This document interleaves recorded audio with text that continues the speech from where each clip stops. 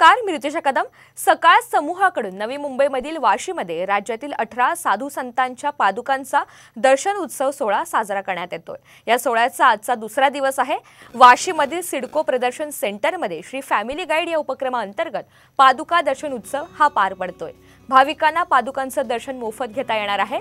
आज सायंकाळी 7:30 वाजता शंकर महादेवन यांच्या सांगीतिक कार्यक्रमाचं आयोजन देखील करण्यात आलेलं आहे। दर्शनासाठी येणाऱ्या भाविकांची चोख व्यवस्था सकाळ समूहाकडून करण्यात आली आहे। तसंच दर्शनासाठी येणाऱ्या भाविकांसाठी प्रसाद आणि जेवणाची देखील व्यवस्था करण्यात आली आहे आणि त्याचमुळे भाविकांनी मोठ्या संख्येने सहभागी व्हावं असं आवाहन सकाळ समूहाकडून करण्यात आलेलं आहे।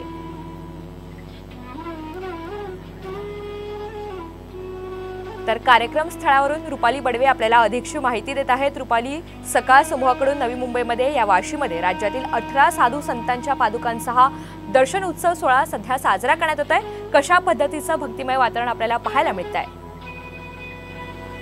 रुपाली,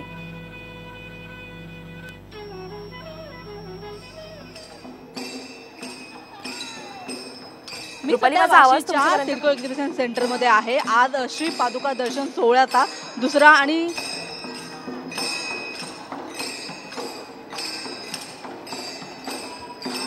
रुपाली बोला।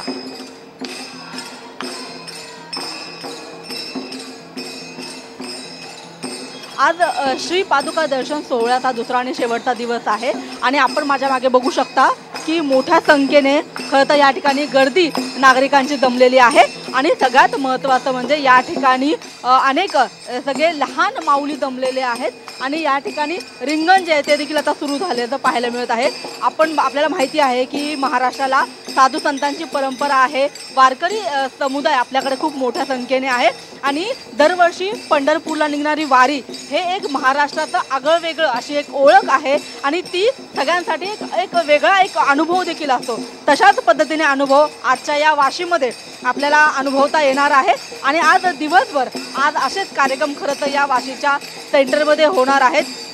थोड्याच वेळात खरं तर खऱ्या अर्थाने पादुका दर्शन सोहळ्याला सुरुवात होत आहे आणि त्याच्या पूर्वी आपण पाहत आहोत की हे सगळे या ठिकाणी आपण जमल्याची लोकांची गर्दी पाहत आहोत।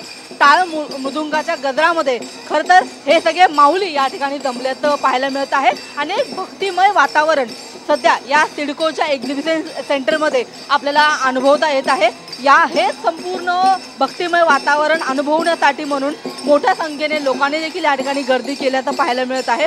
तशा पद्धतीने कालचा संपूर्ण दिवस राज्याच्या कानाकोपऱ्यातून मोठ्या संख्येने भाविकांनी खरं तर गर्दी केल्याचं पाहायला मिळत होतं आणि एकूणच या आजच्या संपूर्ण दिवसभरामध्ये सुद्धा तशाच पद्धतीचं चित्र आपल्याला पाहायला मिळणार आहे। अनेक राजकीय नेते असतील किंवा मग मराठी हिंदी चित्रपटसृष्टीमधली कलाकार असतील यांची सुद्धा काल आपल्याकडे गर्दी पाहायला मिळाली। तशाच अनुषंगाने आज सुद्धा आपण पाहिलं तर या ठिकाणी गर्दी होताना पाहायला मिळणार आहे। खरं तर धन्यवाद सविस्तर माहितीबद्दल।